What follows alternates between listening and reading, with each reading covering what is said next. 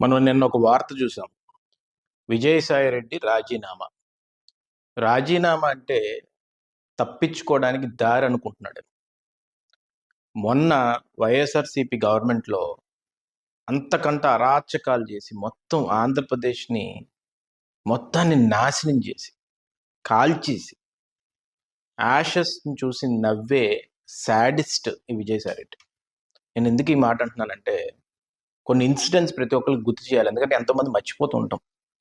రామతీర్థం జరిగినప్పుడు చంద్రబాబు నాయుడు గారు రాముడికి అలా జరిగింది కదా అని చెప్పేసి రామతీర్థానికి వచ్చినప్పుడు లారీలు అడ్డు పెట్టి ఎంతో మందిని పోలీసుల చేత అరెస్ట్ చేయించి అక్కడ రాళ్ళు వేయించి మళ్ళీ అటెంప్ట్ మర్డర్ పెట్టి అక్కడ అమాయకమైన కార్యకర్తలు నాకు ఫోన్లు చేసేవారు అర్ధరాత్రి వేళ, లోకేష్ గారికి ఫోన్ చేసేవారు అర్ధరాత్రి వేళ, మా మీద 307 పడింది సార్, మేము ఎక్కడికి వెళ్ళిపోవాలో అర్థం కావట్లేదని ఎంతోమంది ఫ్యామిలీస్, పూటకు కూడా గడవలేని ఫ్యామిలీస్ని రోడ్డు మీద పడేసి ఆనందించిన వ్యక్తి విజయసాయి రెడ్డి. ఒక వ్యక్తిని, ఒక లేడీని ఎక్కడి నుంచో ఢిల్లీ నుంచి తీసుకొచ్చి అశోక్ గజపతిరాజు గారు ఆస్తులు మొత్తాన్ని కూడా కాచేవాళ్ళని ఆలోచించి వాళ్ళు కొండలేదో ఎక్కడో ఆ ట్రస్ట్లో ఉంటే అక్కడి నుంచి కూడా గ్రావెల్ని దొంగతనం చేసి ఎంతో దారుణమైన సునకానందం పొందిన వ్యక్తి ఈ విజయసాయి రెడ్డి. ప్రసిద్ధి ఉన్న ఒక ఆలయం లక్ష్మీనరసింహస్వామి ఆలయం. ఆ లక్ష్మీనరసింహస్వామి ఆలయం కూడా ఆ అమ్మాయి చేత వెంటనే దాన్ని లాక్కొని అశోక్ గజపతిరాజు గారిని హింసించి ఆయన్ని కొన్ని ఇనాగ్రేషన్స్ కూడా పిలవకుండా ఆయన బీపీని రేస్ చేసి ఏదో చేద్దామన్న ఆలోచనతో ముందుకెళ్ళేవే ఇంకా ఇప్పటికీ కూడా ఈ ఉత్తరాంధ్ర ప్రజానికం మర్చిపోలేరు.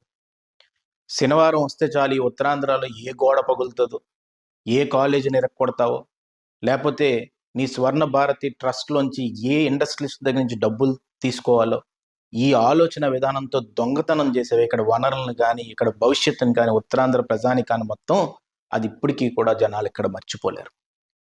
ఇక్కడ దస్పల్లా హిల్స్ అంటే ఎప్పటి నుంచి ఒక రాజరికంగా కొంతమందికి వచ్చిన ఆస్తిని వాళ్ళ పీక మీద కూడా కత్తి పెట్టి అగ్రిమెంట్ రాయించుకొని నీ అల్లుడిని, కూతుర్ని అందరినీ కూడా విశాఖపట్నంలో ఎలా సెటిల్ చేద్దాం అనుకున్నావో ఇప్పటికీ కూడా మర్చిపోలేరు. ఇక్కడ వాల్టైర్ క్లబ్ మీద ఒక సిపిని పంపించి, కమిషనర్ ఆఫ్ పోలీస్ని, అక్కడ ఒక కమ్యూనిటీని కూడా పేక మీద కత్తి పెట్టి బెదిరిద్దాం అనుకున్నావే, ఆ దారుణాలు కూడా ఇప్పటికీ కూడా మర్చిపోలేరు.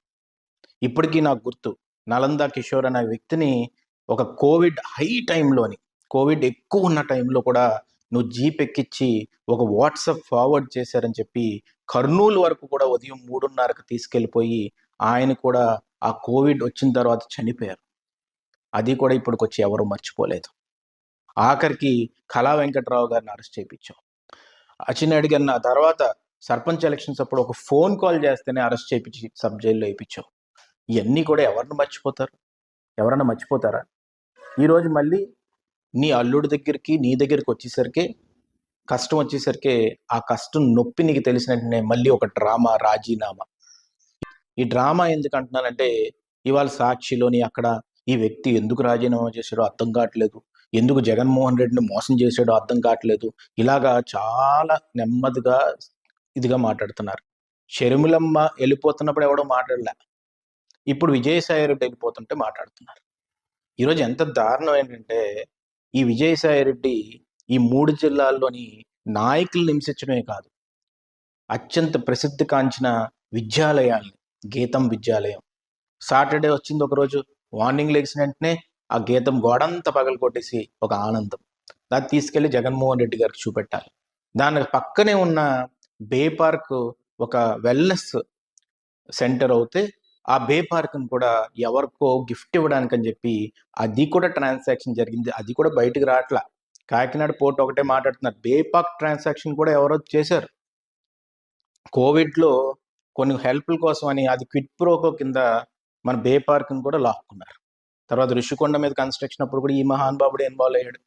ఇన్ని వనరులు కాచేసిన తర్వాత సీ పోర్ట్ అనే ఒక కంపెనీ కూడా పెట్టుకొని ఆ కంపెనీలో మళ్ళీ వాళ్ళ కూతుర్ని ఫస్ట్ పెట్టి మళ్ళీ తర్వాత తీసుకొచ్చి ఇవన్నీ చేసినప్పుడు ఆ శరత్ చంద్రారెడ్డి ఈ లిక్కర్ కేసు అవుతున్నప్పుడు కూడా ఇదే మాట అన్నాడు. ఏమన్నాడంటే చంద్రబాబు నాయుడు గారు బంధుత్వం ఉంది ఇవన్నీ చెప్పి అప్పుడు కన్ఫ్యూజ్ చేయడానికి ట్రై చేసి, అలాంటి కొన్ని సమయాల్లో కూడా చంద్రబాబు నాయుడు గారు పక్కన కూర్చొని మాట్లాడదామని ట్రై చేసి ఇవన్నీ కూడా బయటికి కన్ఫ్యూజన్ తీసుకురావాలి, ఫస్ట్ జనాల్ని కన్విన్స్ చేయడం, లేకపోతే బెదిరించడం, తర్వాత కన్‌ఫ్యూజ్ చేయడం. ఈ విధంగా చేసి రాజకీయాన్ని ముందుకు తీసుకెళ్ళిన అత్యంత దారుణమైన వ్యక్తి, బ్రోకర్ అయిన వ్యక్తి ఈ విజయసాయి రెడ్డి అని చెప్పి క్లియర్ కట్‌గా నేను చెప్పదలుచుకున్నాను. ఎందుకంటే నేనెందుకింత బల్లగుద్ది మాట్లాడుతున్నానంటే, ఈరోజు ఇలాంటి వ్యక్తులు రాజకీయాల్లో ఉండకూడదు.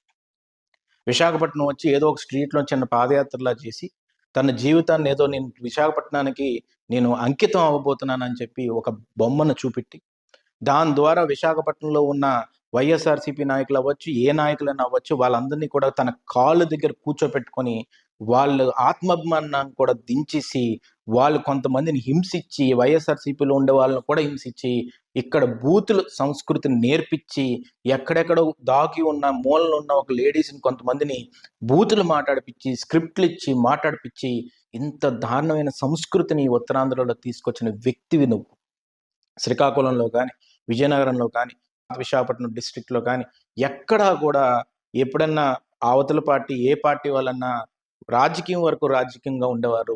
తర్వాతుంటే వాళ్ళ పెళ్ళిళ్ళకి కానీ, దానికి ఎళ్ళేవారు. కానీ నీ వల్ల ఇప్పుడు ఎంత లైన్ నువ్వు గీసావంటే, ఈరోజు ఎవరెవరికి మాటలు లేవు.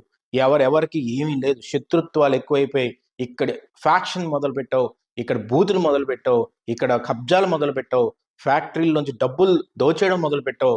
ఆఖరికి మన సీఎంఆర్ సంస్థ అవ్వచ్చు, ఇప్పుడు బే పార్క్ గురించి చెప్పాను ఆ సంస్థ అవ్వచ్చు, ఇలాగా ఈ స్వర్ణ భారతి ట్రస్ట్‌కి ఫార్మాస్యూటికల్ కంపెనీస్ నుంచి కూడా ప్రతి ఒక్కళ్ళ దగ్గర నుంచి కూడా నువ్వు డబ్బులు దొబ్బావు.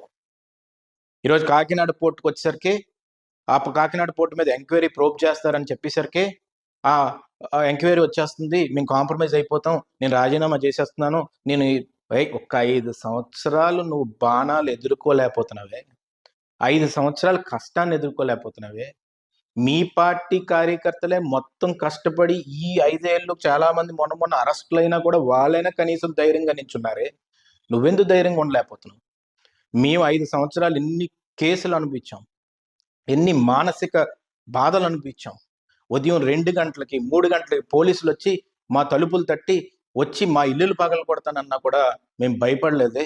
రొమ్ము విరిచి నిలబడ్డామే. అది ఇచ్చిన ధైర్యం ఎవరు? తెలుగుదేశం పార్టీ జెండా మాకిచ్చిన ధైర్యం. పుట్టిన దగ్గర నుంచి ఇప్పుడు దాకా పార్టీలు మారకుండా, చచ్చినా కూడా ఇదే పార్టీలో ఉంటాం, ఇదే జెండా కప్పుకొని సస్తాం అని చెప్పిన ఫ్యామిలీస్ ఇక్కడ ఉత్తరాంధ్రలో ఎన్నో ఉన్నాయి.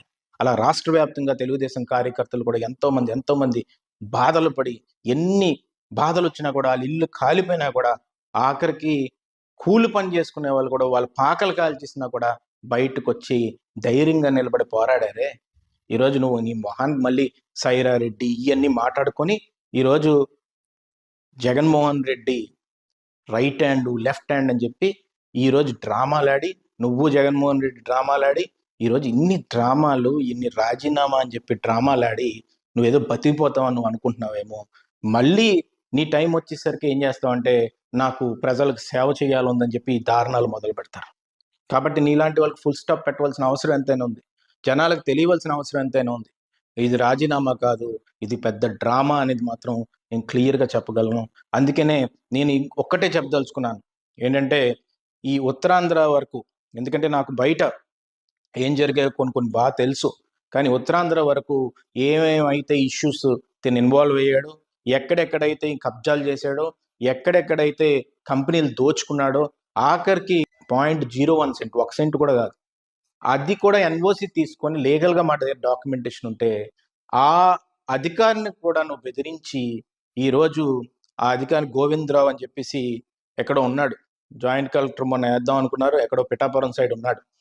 తనని కూడా బెదిరించి, వాళ్ళని ఇక్కడ పంపించి, పోలీసులను పెట్టి, మణికంఠ అని చెప్పి ఇప్పుడు తిరుపతిలోని మంచి పదవిని అనుభవిస్తున్నాడు ఒక ఆయన ఐపీఎస్.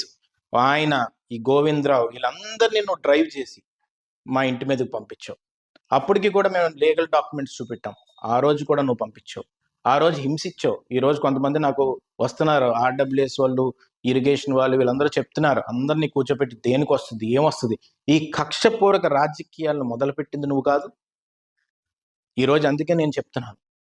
ఎంతోమందిని మానసికంగా క్షోభకు గురి చేసి, ఉదయం అయ్యన్న పాత్రి గారిని 3:30కి అరెస్టులు చేసి, మాకు హైదరాబాద్‌లోని ఒక వ్యక్తిని పంపించి, మొన్న కూడా ప్రెస్ మీట్ పెట్టి మళ్ళీ అయ్యన్న పాత్రి గారిని ఒక విషయంలో తిట్టావు.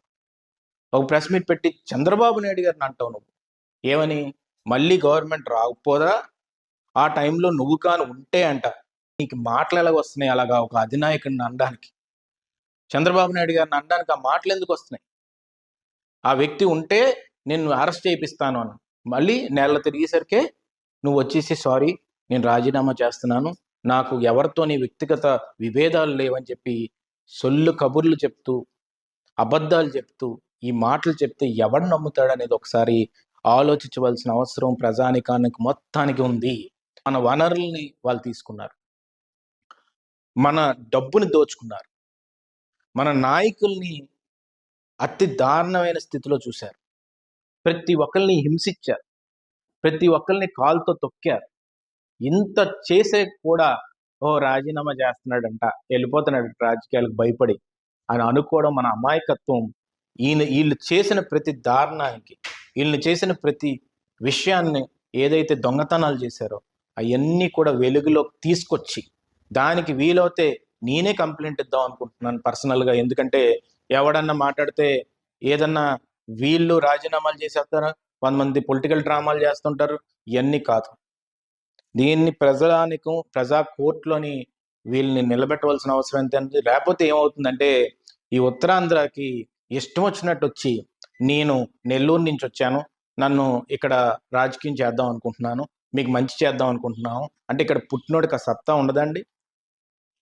వచ్చి మళ్ళీ దొంగతనాలు చేసి వెళ్ళిపోవడం. కాబట్టి మళ్ళీ దాని తర్వాత వెళ్ళి నెల్లూరులో పోటీ చేసి డిపాజిట్లు లేకుండా పోయారు.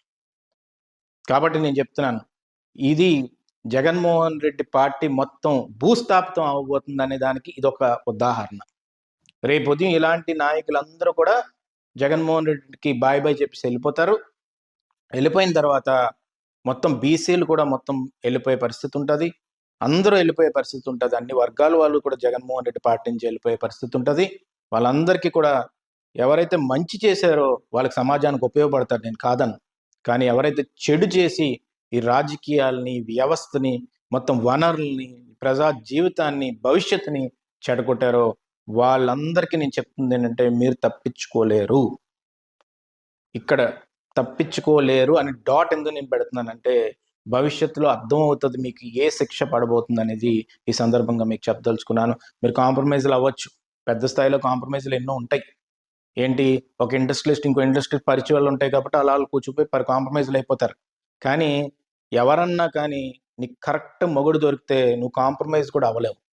కాబట్టి నేను చాలా డీప్గా డిగ్ చేసి ఈరోజు మొత్తం అందరినీ నేను కోరుకుంటుంది ఏంటంటే వైజాగ్లో కానీ, విజయనగరంలో కానీ, శ్రీకాకుళంలో కానీ మీకు ఏ నష్టం వచ్చినా కానీ ఈ విజయసాయి రెడ్డి ద్వారా వాళ్ళ మీద సిఐడికి కానీ సిబిఐకి కానీ కేసు వేయవలసిన అవసరం ఎంతైనా ఉంది, కంప్లైంట్లు వేయవలసిన అవసరం ఎంతైనా ఉందని చెప్పి ఈ సందర్భంగా మీకు సవినీయంగా